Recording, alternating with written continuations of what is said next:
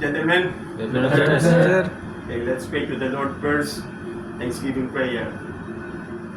In the name of the Father, the Son, and the Holy Spirit. Amen. Our Father who art in heaven, hallowed be thy name. Thy kingdom come, thy will be done on earth as it is in heaven. Give us this day our daily bread, and forgive us our sins, as we forgive those who sin against us. And not bring us into the test, but deliver us from evil. Amen. Hail Mary, full of grace, the Lord is with thee.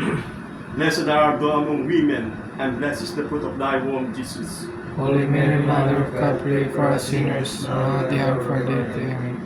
Glory to the Father, and to the Son, and to the Holy Spirit. As It was in the beginning, is now, and ever shall be, world without end. Amen. May Almighty God bless us, the Father, the Son, and the Holy Spirit. Amen. Okay, gentlemen, interview. Duties and responsibilities on board the ship.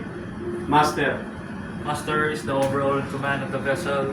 He is solely responsible for the safety of the ship, safety of the cargo, safety of life, and environmental protection of the vessel. okay, Chief Officer, Chief Officer, sir, is the second command of the ship, directly under the master. His duties is the cargo operation, ballasting, deballasting, the crew supervision, and the ship safety. okay, Second Officer, Duties and responsibilities of second officer. Second officer is the navigation officer in charge for the navigational equipment, including radio equipment, in charge with the medicines, assist chief officer in cargo operation. okay, Third Officer, Third officer is the duty on the bridge for 8 to 12.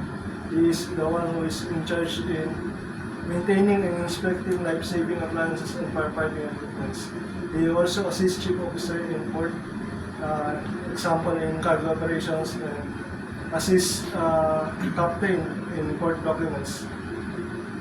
okay, Bosun, Boson is the head of the deck department, and every morning he asks orders from shipmate for the maintenance of the ship, and he gives orders to ABs, OS, and cadets. okay, Able-bodied Seaman, able-bodied seaman perform operation in machinery such as windlass and winches, while in mooring and unmooring operation, and operate cargo operations. okay, Ordinary Seaman, Seaman has maintaining deck maintenance and follow the orders of the bosun. That's all, sir. okay, very good, okay.